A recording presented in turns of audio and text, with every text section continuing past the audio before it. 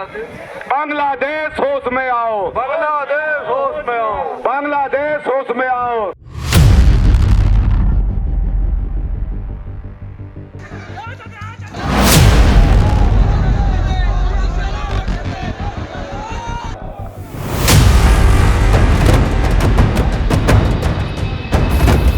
बांग्लादेश पूरी तरह से अशांत है। लंबे समय से बांग्लादेश की कमान संभालने वाली शेख हसीना को देश छोड़कर भागना पड़ा। बांग्लादेश में विवादित कोटा सिस्टम के खिलाफ चल रहा प्रदर्शन अब सांप्रदायिक मोड़ ले चुका है।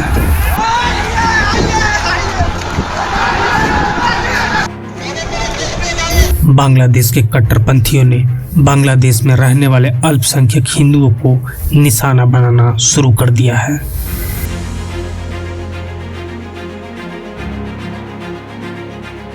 मंदिर जलाए गए, हिंदू समुदाय को निशाना बनाया गया, उनके घरों को, उनकी दुकानों को आग के हवाले कर दिया गया। पूरे बांग्लादेश में हिंदू समुदाय को चुन चुन कर निशाना बनाया जा रहा है।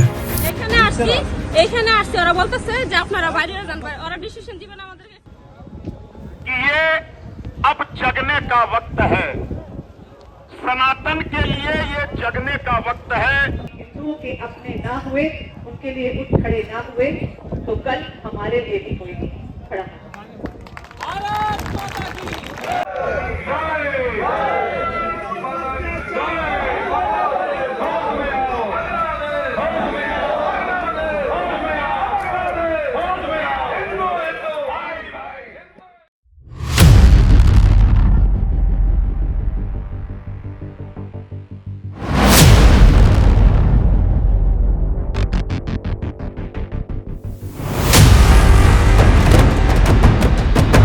बांग्लादेश में पुलिस और सेना के जवान हिंदुओं के साथ हो रहे अत्याचार पर चुप्पी साधे हुए हैं।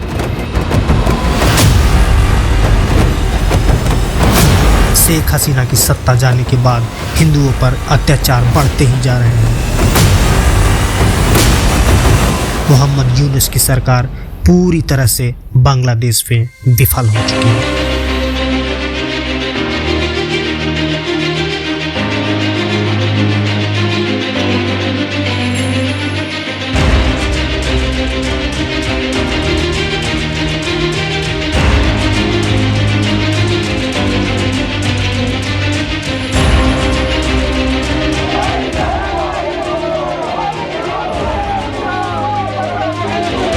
उन्नीस 1971 में जब बांग्लादेश बना तब वहाँ हिंदुओं की आबादी 20% थी, लेकिन अब यह सिर्फ 8% है।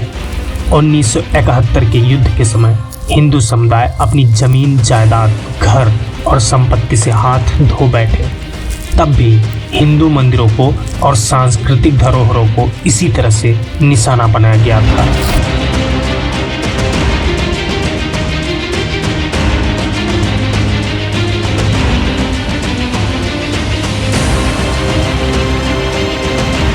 बांग्लादेश में सत्ता परिवर्तन के बाद से वहां अल्पसंख्यक हिंदुओं की आवाज बनकर उभरे संत चिन्मयदास ब्रह्मचारी को देशद्रोह के आरोप में गिरफ्तार कर लिया गया।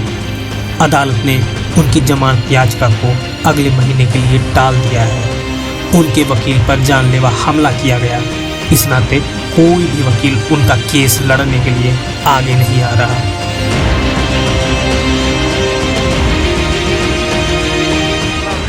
बांग्लादेश होश में आओ, बांग्लादेश होश में आओ। हिंदुओं पर हो रहे अत्याचार बंद करो, बंद करो।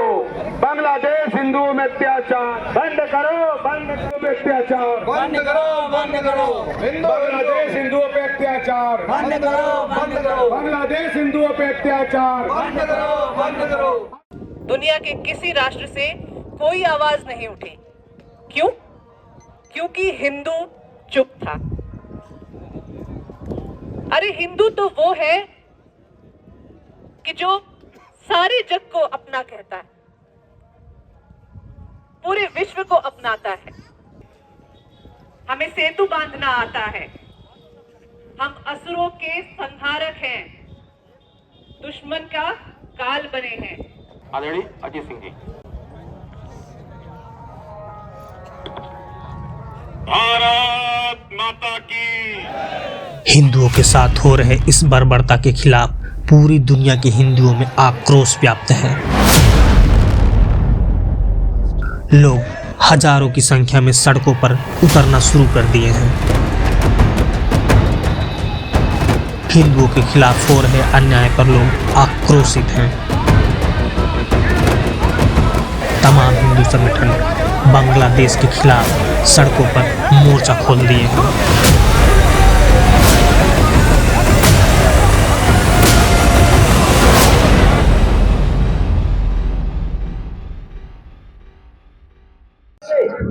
बांग्लादेश में चिन्मय दास की गिरफ्तारी और बांग्लादेश में हिंदुओं के अत्याचार पे आप क्या बोलते हैं?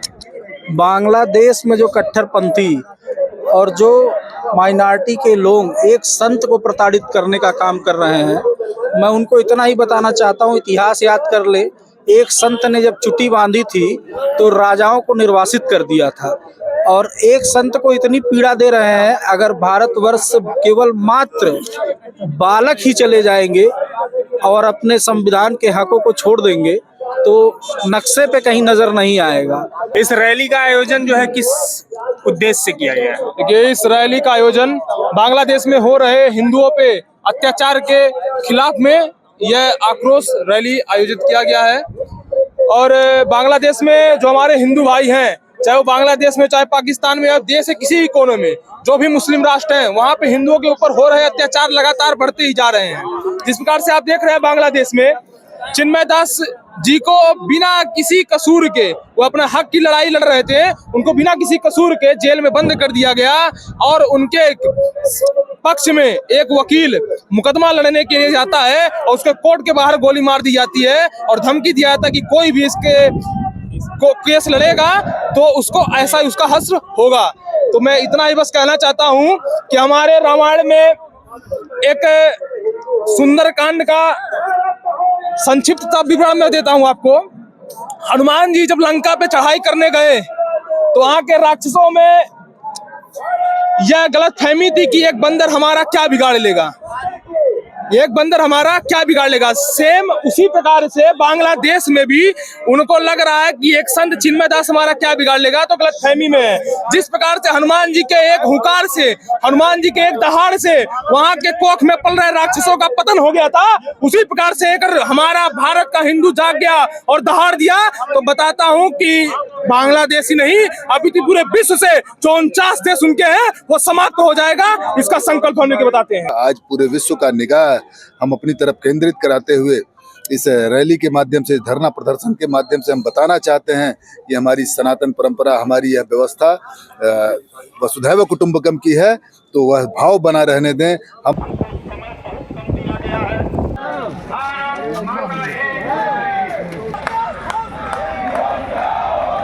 आप धनघटा के विधायक गणेश चौहान जी हैं, आप बीजेपी से विधायक हैं। आप बीजेपी पार्टी का इस बांग्लादेश के मुद्दे पे क्या स्टैंड है? देखिए, भारतीय जनता पार्टी पूरी तरह से अपनी जो सनातन परंपरा है, जो सबका साथ सबका विकास है, उसके साथ काम करती है, लेकिन कहीं भी किसी के साथ अत्याचार हो तो वह बर्दाश्त नहीं करती है। और आज हमारे अपने ही भाइयों के साथ अत्याचार हो रहा है, तो पार्टी भी पूरी तरह से खड़ी है।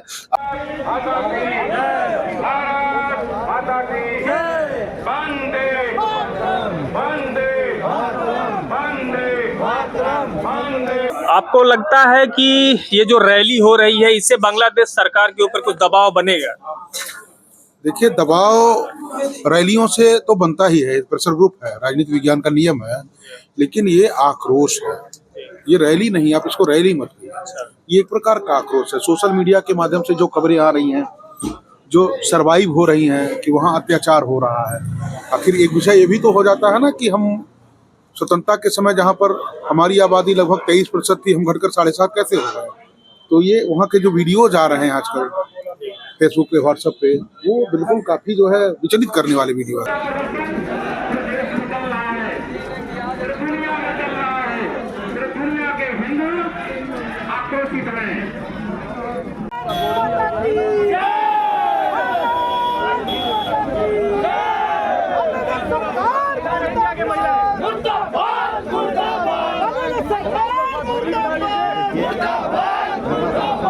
क्या यह जो घटनाक्रम, जो रैली, जो प्रदर्शन पूरे देश भर में किया जा रहा है, आपको लगता है केवल ये बीजेपी द्वारा प्रायोजित है? ना, कतई ये बीजेपी द्वारा नहीं है।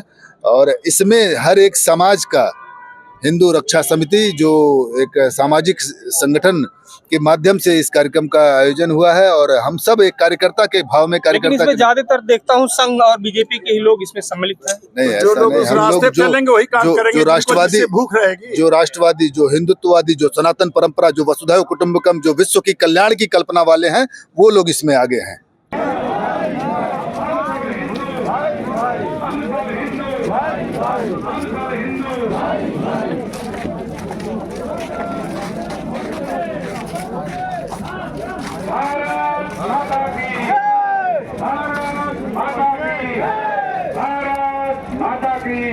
ममता बनर्जी अभी तक इस मामले पे चुप थी, लेकिन अचानक वो इस मुद्दे पे मुखर हो गई हैं। क्या इस वजह से ही बीजेपी इस मुद्दे पे मुखर हो रही है? नहीं नहीं, बीजेपी तो बनी ही इसीलिए है कि हम राष्ट्रवादियों को संगठित करेंगे, उनके हित की बात करेंगे। और बीजेपी के इस विचार के नाते इस देश का जनमानस बीजेपी के साथ है। और जब ये लगा कि यहाँ के लोग अब आक्रोशित हो रहे हैं, सड़क पर आ रहे हैं, तो ममता की ये मजबूरी है बोलना। और केवल ममता की नहीं, जिन्हें हिंदुस्तान में राजनीति करना होगा, उन सबको बांग्ला के देश के खिलाफ आवाज उठानी ही पड़ेगी, वरना यहाँ वो मिट जाएंगे। ऐसी परिस्थिति अब पैदा हो रही है। बांग्लादेश हिंदुओं पे अत्याचार बंद करो, बांग्लादेश हिंदुओं में अत्याचार बंद करो, बांग्लादेश हिंदुओं में अत्याचार बंद करो। अभी तो ये लड़ाई है। और अन्य सभी हिंदू संगठनों के लोग थे। ये बीजेपी का कार्यक्रम नहीं था, ये कोई राजनीतिक कार्यक्रम था, हिंदू रक्षा समिति का कार्यक्रम था और हिंदुओं के रक्षार्थ ये कार्यक्रम किया गया है।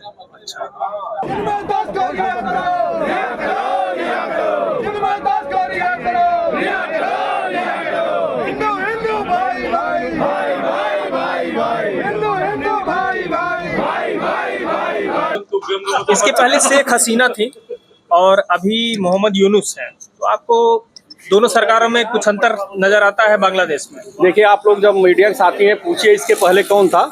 इसके पहले अखंड भारत था, सनातन था वहाँ। कालांतर में मुगलों ने आक्रमण किया, हम बटे, पाकिस्तान और भारत दो धार्मिक आधारों पे विभाजन हुआ।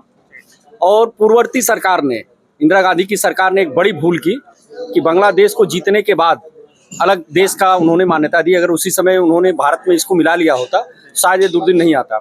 रही बात शेख हसीना की और यूनुस खान की, उस परंपरा के लोग, आज मुझे आश्चर्य होता है कि जो दुनिया का सबसे बड़ा, जिसे हम पुरस्कार कहते हैं, नोबेल पुरस्कार, शांति का नोबेल पुरस्कार पाने वाला यूनुस खान के खाल में छिपा भेड़िया अगर इतना खतरनाक हो सकता है, तो भेड़ियों की क्या स्थिति होगी, इससे आप इस आशा लगा सकते हैं। जो भेड़ियों के शकल में जो आतंकवादी मानसिकता के लोग हैं, उग्रवादी मानसिकता के लोग हैं, एक धर्म के नाम पे इतनी बड़ी साजिश कर रहे हैं, इतना बड़ा आतंक फैला रहे हैं, इतना बड़ा उत्पीड़न और अपराध कर रहे हैं, तो उनकी स्थिति क्या होगी? जब शांति का नोबेल पुरस्कार पाया व्यक्ति, अंतरिम सरकार का जो प्रधानमंत्री है, उसके नेतृत्व में इतनी बड़ी आपाधापी हो रही है, तो इसके पहले भी ऐसा नहीं हुआ। इसके पहले भी हमारे सैनिकों को ले जाके सब कड़ाहों में उबाल दिए हैं पानी में। आदित्य नाम है हमारा।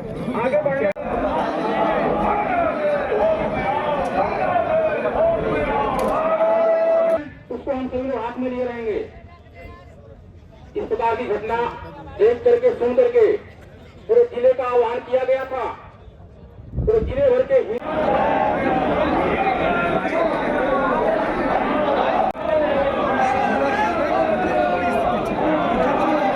चुनाव के मद्देनजर इस तरह के कार्यक्रम हो रहे हैं। देखिए, इतिहास इसलिए पढ़ाया जाता है कि हम इतिहास से सबक लें और इतिहास में जो हमारी हमसे गलतियां हुई हैं उनसे हम सबक लेते हुए उसको फिर दोहराने का काम न करें। तो जो बच्चे पढ़ाई में अव्वल दर्जे नहीं रहे हैं, जो फेलियर पिछली पंक्ति के बच्चे रहे होंगे, अगर वो राजनीति में आएंगे तो इतिहास से सबक नहीं लेंगे। जो इतिहास से सबक नहीं लेगा वो बटेगा और कटेगा। लेकिन ममता बनर्जी के स्टैंड लेने के बाद से बीजेपी ज्यादा मुखर हो गई है। देखिए, ममता बनर्जी जी शुद्ध रूप से राजनीति कर रही हैं। वहाँ जो रोहिंग्या मुसलमान हैं, जो बांग्लादेश से आए हैं, उनके वो मूल वोटर हैं और अपने वोटरों की रक्षा सुरक्षा करने के लिए ममता बनर्जी राजनीति के लिए और पद के लिए किसी भी स्तर पर जा सकती है। उन्हें देश की अखंडता से और देश के सम्मान से और देश की हिंदुओं की मानवता से कोई उनका लेना देना नहीं है।